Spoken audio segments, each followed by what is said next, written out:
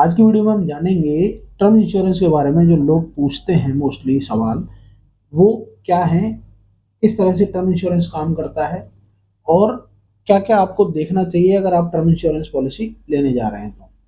तो 2025 आ गया है, जनवरी में हम बात कर रहे हैं इस टॉपिक के बारे में। अगर आपने अवेल नहीं किया है तो मैं आपसे उम्मीद करता हूं कि इस वीडियो को देखने के बाद में आप अवेल करेंगे। क्या क्या चीज़ें आपको अवॉइड करनी चाहिए और क्या क्या चीज़ें आपको ध्यान में रखनी चाहिए टर्म इंश्योरेंस लेते समय, सारी चीज़ें इस वीडियो में कवर करने की कोशिश करेंगे। इस वीडियो में हम कवर करने की कोशिश ये भी करेंगे कि जो लोग सबसे ज़्यादा सवाल पूछते हैं टर्म इंश्योरेंस के बारे में, जो भी कन्फ्यूजन होती है और जो भी ये जो पॉलिसी एडवाइज़र होते हैं वो आपको थोड़ा कन्फ्यूज करने की कोशिश करते हैं, उसको भी हम डिकोड करने की इसमें कोशिश करेंगे। तो वीडियो को अंत तक देखिएगा। अगर वीडियो पसंद आए तो इसको लाइक कर दीजिएगा। अगर आपको चैनल पर इसी तरह की वीडियो चाहिए तो चैनल पर विजिट करिएगा। मैं यहाँ पे आपको इसी से रिलेटेड वीडियोस बना कर देता रहता हूँ, तो चैनल को सब्सक्राइब करना ना भूलिएगा। चलिए देखते हैं कि टर्म इंश्योरेंस में क्या क्या चीज़ें होती हैं और किस तरह से हम क्या क्या इसमें अपडेट कर सकते हैं अपनी नॉलेज के साथ में। बेसिकली टर्म इंश्योरेंस बहुत कॉम्प्लिकेटेड चीज़ नहीं है। इसका मतलब साफ साफ है कि अगर मान के चलिए कि आपने आज कोई टर्म इंश्योरेंस पॉलिसी ली, खुदा ना खास्ता कोई ऐसी चीज हो जाए, भगवान ना करे आपके साथ में कोई अनहोनी हो जाए, उस केस में सीधा सीधा जो पैसा है वो आपके नॉमिनी को ट्रांसफर कर दिया जाता है। बेसिकली ये आपकी फैमिली के लिए सिक्योरिटी वाली चीजें होती हैं। तो यहाँ पे टर्म इंश्योरेंस लेना इसलिए भी जरूरी है कि जो चीज आप अपने सामने फैमिली को देना चाहते हो, भगवान ना करे कभी कोई ऐसी आपदा हो जाए, क्योंकि अनसर्टेनिटी होती है लाइफ में, ये आप भी जानते हैं और ये कड़वा सच है। तो अनसर्टेनिटी के चलते भगवान ना करे कुछ ना कुछ ऐसा हो जाए जिसके बाद में आपके परिवार को अचानक से पैसे की जरूरत पड़ जाए, क्योंकि इनकम सोर्स आप ही होते हो अपने परिवार के। उस दौरान आपकी हेल्प करता है टर्म इंश्योरेंस। बेसिकली ये इसका मतलब है। ठीक है, तो अब जान लेते हैं कि लोग क्या क्या सवाल पूछते हैं। मैंने यहाँ पे एक लिस्ट बनाई हुई है कि लोगों के जो सवाल पूछते हैं उनके बारे में। तो हम जानेंगे। सबसे पहले देखिए, लोग ये कहते हैं कि मुझे टर्म इंश्योरेंस में क्या देखना चाहिए। देखिए, सबसे पहली चीज तो कवरेज की राशि आपको देखनी चाहिए। आपकी जो सैलरी है, 1 साल का जो पूरा पैकेज है, उसका ऑलमोस्ट आपको 20 गुना तक आप ले सकते हो। तो जैसे मान के चलिए आपकी जो सैलरी है वो है 5 लाख रुपए 1 साल की, तो आप ऑलमोस्ट आपको लेना चाहिए कम से कम 1 करोड़ का टर्म इंश्योरेंस। ठीक है, इसको भी समझेंगे किस तरह से कंपनियां आपको बेवकूफ बनाने की कोशिश करती हैं, तो ये भी देखेंगे। अब इसमें दूसरी चीज ये होती है पॉलिसी की टाइम क्या होना चाहिए।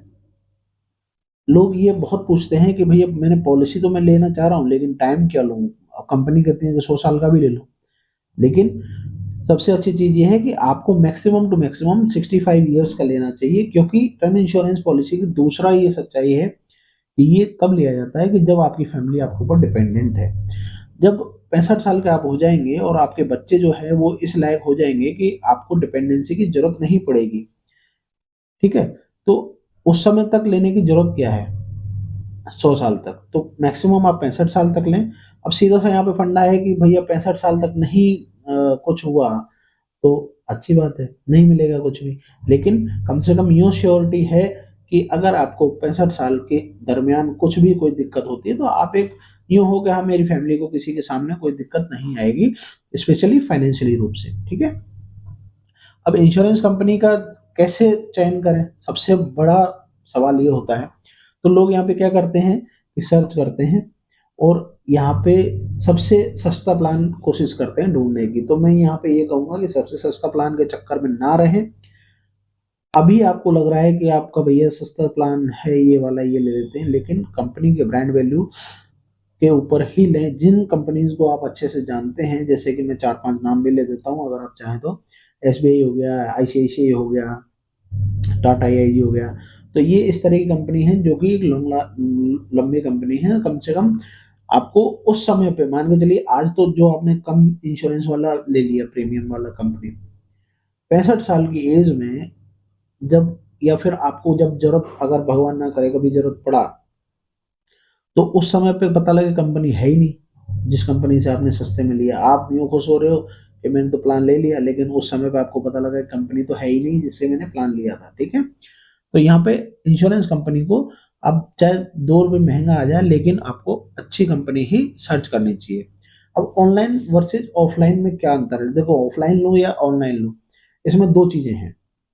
मैं यहाँ पे आपको मेरे मोबाइल फोन पे भी बताऊंगा अभी, है ना। इसमें यह है कि कंपनी से आप किसी से भी लो, देखो आईसीआईसीआई से ले लो, एचडीएफसी से ले लो, किसी से ले लो, या फिर आप ऑनलाइन ले लो। अब ऑफलाइन लेते हैं तो ऑफलाइन में ये है कि आपको रेट टू रेट मिलता है, लेकिन अगर आप ऑनलाइन लेते हो, जैसे कि मैं अभी यहाँ पे रिकमेंड नहीं कर रहा हूँ, बस इसलिए पॉलिसी बाजार का नाम दिया है क्योंकि वो एक कंपैरिजन प्लेटफॉर्म है, आपको अच्छे से कंपेयर करके बता देता है। दूसरी चीज, अगर आप वहां से परचेज करते हो, ये कोई वीडियो स्पॉन्सर नहीं है, केवल एजुकेशनल पर्पज के लिए मैं दोबारा से बता सकता हूँ, और आपको जहां से खरीदना है वो आप खरीद सकते हो, और जिससे भी खरीदना है उससे खरीद सकते हो। ये कोई रिकमेंडेशन नहीं है, कोई भी मेरी तरफ से सुझाव नहीं है। अपनी अकल लगाइएगा, उसके बाद में परचेज कीजिएगा, और चाहे तो परचेज कीजिएगा, चाहे मत कीजिएगा। ये मेरा इंटेंशन कोई नहीं है कि आपको परचेज ही करना है, लेकिन होना चाहिए, मेरा ऐसा मानना है, ये मेरा पर्सनल बात है, ठीक है।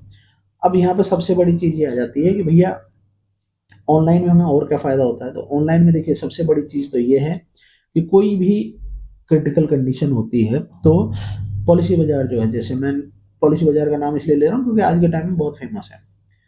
तो एक तो बैंक आपको सपोर्ट करेगा ही, आपकी फैमिली को, आपको, साथ में पॉलिसी बाजार की टीम भी है, वो भी सपोर्ट करती है। और दूसरी चीज ये है कि यहाँ पे आपको 10% तो इंस्टेंट आपको डिस्काउंट मिल जाता है जब आप कोई भी पॉलिसी परचेज करते हैं तो, ठीक है। यहाँ पे हम देखने भी वाले हैं, तो मैं चलता हूँ अब वीडियो को मोबाइल की स्क्रीन पर लेके जाता हूँ और बताता हूँ आपको पॉलिसी बाजार में किस तरह से आप अवेल कर सकते हो। सबसे अच्छी चीज ये है कि आपको एडिशनल पे नहीं करना होता। जैसे मान के चलिए आपकी आज एज 25 साल है और आपका प्रीमियम आया 1,000 रुपये, तो आपको अगले 65 साल तक 1,000 रुपये महीने ही भरना है। और सबसे अच्छी चीज इसकी ये है, आपका प्रीमियम नहीं बढ़ता है हेल्थ इंश्योरेंस की तरह। हेल्थ इंश्योरेंस में क्या है कि आपका प्रीमियम बढ़ता रहता है, ठीक है, लेकिन यहाँ पे ऐसा कुछ नहीं है। तो अब मोबाइल की स्क्रीन पर चलकर आपको अच्छे से समझा देता हूँ कि क्या इसमें किस तरह से काम करता है और कैसे कैसे पॉलिसीज में आपको कंपनी बेवकूफ़ बनाती है, ये भी देखेंगे, ठीक है। तो चलिए मोबाइल स्क्रीन पर चलते हैं।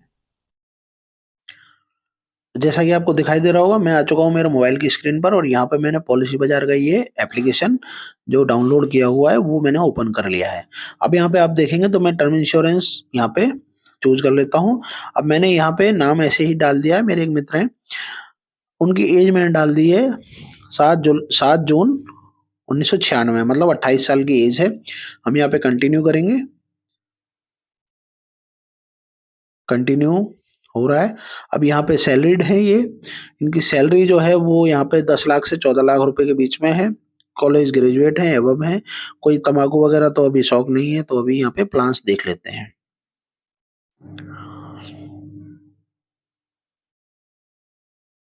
प्लान में थोड़ा सा यहाँ पे लोड होने में टाइम लग जाता है। तो यहाँ पे आप देखिए ये प्लान आ चुके हैं। सबसे अच्छी चीज जो मैं आपको बता रहा था, यहाँ पे देखिए कि ये 10% तक का आपको बाइंग पे आपको ऑफर मिल जाता है, ठीक है। सबसे अच्छी चीज ये है। अब यहाँ पे क्या क्या है, इन्होंने कवर क्या क्या किया हुआ है, देखिए यहाँ पे अगर मैं बात करूं तो यहाँ पे आप देखिए 1 करोड़ का पॉलिसी कवर है। 60 साल इन्होंने एज ली है, जैसा कि मैंने बताया था, ठीक है। अब यहाँ पे मंथली ईयरली आप ये भी दोनों ऑप्शन चूज कर सकते हैं। अच्छा, यहाँ पे सबसे अच्छी चीज देखने वाली बात यह है कि ये जो है plans that return my premium, ये है यहाँ पे घुमाने वाली बात कंपनी की, ठीक है। अब हमें यहाँ पे सीधा सीधा है कि अब 28 साल की उनकी एज है और वो 1 करोड़ का अगर प्लान ले रहे हैं, तो यहाँ पे देखिए सबसे अच्छी चीज मैं आपको जो बता रहा हूँ वो यहाँ पे देखिए कि अच्छा, यहाँ पे सबसे अच्छी चीज ये है कि देखो इनका जो क्लेम सेटलमेंट रेशो है वो भी आप देखोगे तो यहाँ पे आपको दिखाई देगा कि 99.2% है, दैट इज गुड, ठीक है।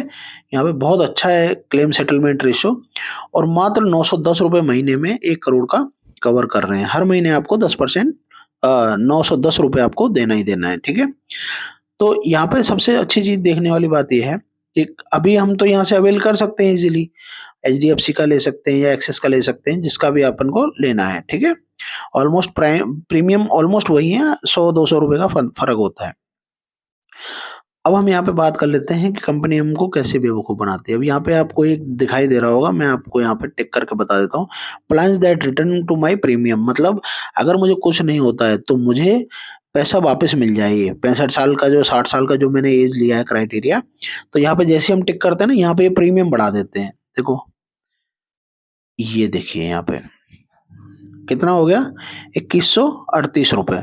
अब ये सोचने वाली बात है कि कंपनी ये कहती है कि भैया हमें आप 2138 रुपए दो, अगर आपको कुछ नहीं हुआ तो हम आपको पैसे लौटा देंगे। अब यहाँ पे फर्क देखिए, पहले आ रहा था 910 रुपए, अब यहाँ पे ले रहे हैं ये 2100, 1 मिनट रुकिए, 2138 रुपए। तो यहाँ पे 910 और 2138, अब यहाँ पे फर्क कितने का आ रहा है, और 1120 रुपए का अंतर आ गया। तो 1120 रुपए के हिसाब से अगर मैं मान के चलो, यहाँ पे 1120 रुपए प्रीमियम दे के अब मुझे नहीं कुछ होता है, तो जो मैंने जो प्रीमियम दिया हुआ है, समझ रहे हैं, विदाउट जीएसटी, वो मेरे यहाँ पे मिल जाएगा मुझे, ठीक है। और वो कितना मिलेगा, ये मिलेगा जो बेस प्रीमियम है जो मैंने दिया हुआ है वो मिल जाएगा मुझे एडिशनल ये पेमेंट देने पे, ठीक है। और यहाँ पे अगर मैं उतने ही अमाउंट का, मतलब लगभग कितना आ रहा था, 1100 रुपये आ रहा था, मैं 1100 रुपये के हिसाब से लेता हूँ, और मैं उस तरह की ही यहाँ पे अगर एसआईपी करवा देता हूँ। देखिए, मैं एसआईपी का भी मैं आपको खोल के बता देता हूँ। सबसे अच्छी चीज है यहाँ पे कि एक ऑप्शन हमेशा रखना चाहिए, और थोड़ी सी क्लेवरनेस के साथ में आपको अच्छी चीजें मिल जाती हैं, ठीक है। तो यहाँ पे अब मैं एसआईपी कैलकुलेटर खोल लेता हूँ, और यहाँ पे मैं 1100 रुपये को 12% की रेट पे, और अब जैसे इनकी एज जो थी 28 साल थी, मतलब 30 साल पकड़ के चलें, तो अपन ने 35 साल के लिए रख दिया, ये 30 साल भी रख लेता हूं मैं।